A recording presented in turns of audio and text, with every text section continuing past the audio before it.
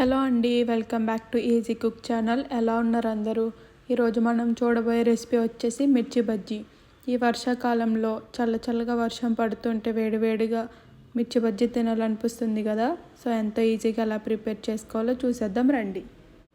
ముందుగా బజ్జీలోకి stuffing prepare చేద్దాం. ఉల్లిపాయలు తీసుకుని దాంట్లోకి 1/2 టీ స్పూన్ వరకు ఉప్పు, 1 టీ స్పూన్ వరకు కారం, ఒక చెక్క నిమ్మరసం పిండుకొని అంతా బాగా కలిపి పక్కన పెట్టుకోండి. మనం ఈ బజ్జీలన్నీ ప్రిపేర్ చేసుకునే లోపు ఇది ఊరి టేస్టీగా ఉంటుంది. నేను ఇక్కడ మిర్చి తీసుకున్నానండి, అసలు కారం లేవు, అందుకని నేను ఇంకేం స్టఫ్ చేయకుండా డైరెక్ట్గా బజ్జీలు వేసేస్తున్నాను. దీనికోసం ఒక గిన్నెలో 7 నుండి 8 టేబుల్ స్పూన్ల వరకు శనగపిండి తీసుకుంటున్నాను. మీకు కావాలంటే 1 టేబుల్ స్పూన్ వరకు బియ్యపిండి కూడా యాడ్ చేసుకోవచ్చు. దీంట్లోనే రుచికి సరిపడా ఉప్పు, 1 టేబుల్ స్పూన్ వరకు కారం, 1/2 టేబుల్ స్పూన్ వరకు పసుపు, అలాగే 1/2 టేబుల్ స్పూన్ వరకు వంట సోడా కూడా యాడ్ చేసుకొని ఇవన్నీ బాగా కలిసేలా కలుపుకోండి. ఇక్కడ నేను వాము కూడా యాడ్ చేశాను, క్లిప్ మిస్ అయింది, మీరు వాము కూడా క్రష్ చేసుకుని యాడ్ చేసుకోండి. ఇవన్నీ బాగా కలిసేలా కలుపుకోండి.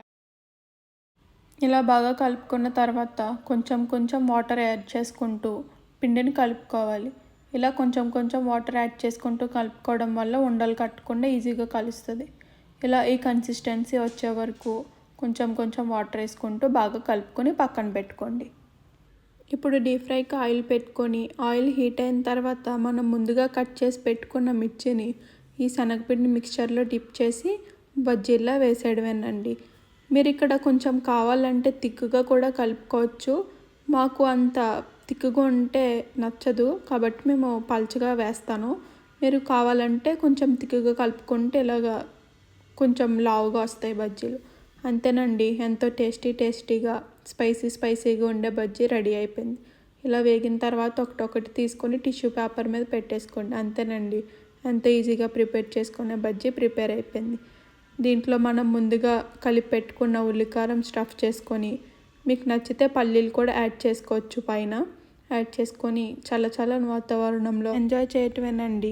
Thank you for watching and subscribe to my channel.